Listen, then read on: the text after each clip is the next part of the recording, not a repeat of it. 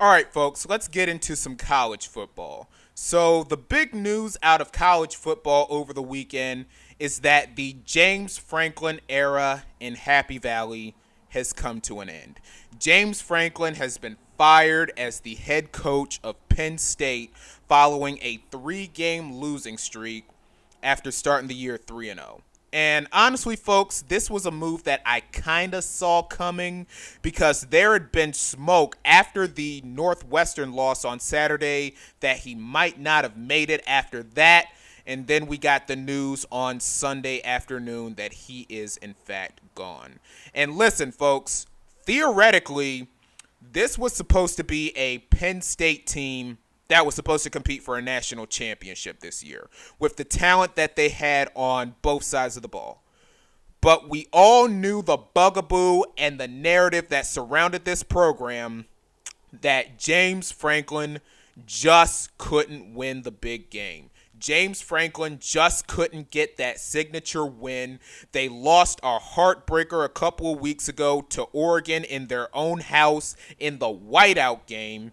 And listen, we have a saying that in sports when it comes to losses, don't let one loss become two.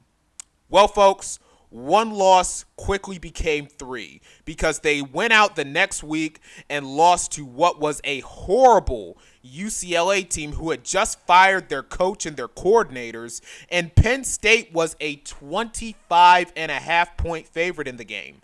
And then they went into the Rose Bowl and lost. Now, half of that can be a credit to UCLA looking like they're turning things around, and they just got a win just last week against Michigan State and East Lansing, so they're in the middle of a 2-game winning streak right now.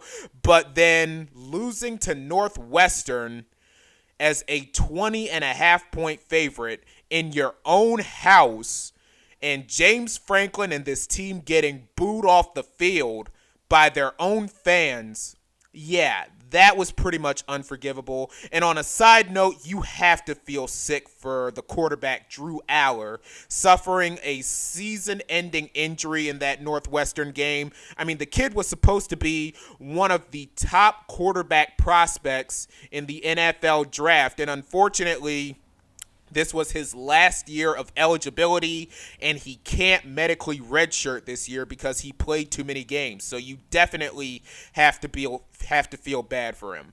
But nevertheless, the fans were tired of Franklin. They were tired of this school losing big game after big game after big game. Penn State's in the middle of a 3-game losing streak. Hours lost for the year, and their hopes of competing for a national championship are pretty much gone at this point. And we were wondering if James Franklin could ever lead Penn State to a national championship. Now we know he never will, as his time in Happy Valley has come to an end with a $49 million buyout. They really paid this man $49 million to take a hike.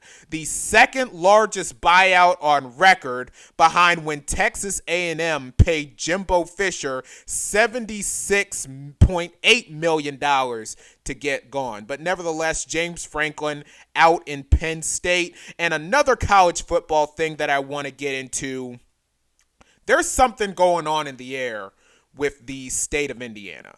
Because first you had the Indiana Pacers go all the way to Game 7 of the NBA Finals. You had the Indiana Fever go on that ridiculous run in the WNBA postseason. The Indianapolis Colts are off to a red-hot start this year. And the Indiana Hoosiers, all they've been doing is winning games. They're 6-0 on the year. They just got a huge win against the then number 3 seeded Oregon Ducks, giving Oregon their first ever Big Ten loss. Fernando Mendoza, the quarterback for Indiana, looks like that dude and someone who's going to be in the mix for, if not a favorite, to win the Heisman. And remember, folks, Indiana went 11-2 last year and 8-1 in the Big Ten and made it all the way to the college football playoff, which, by the way, the two teams that Indiana lost to last year were in the national championship game in Ohio State and Notre Dame. And this Indiana team looks like a serious Big Ten contender, and they look like they're well on their way to the Big Ten championship. And folks, the Big Ten feels winnable for Indiana. I mean, yeah, you still have your Ohio States and your Michigans to worry about, but this Indiana team, I mean, my goodness, you absolutely have to give credit to Curt Cignetti.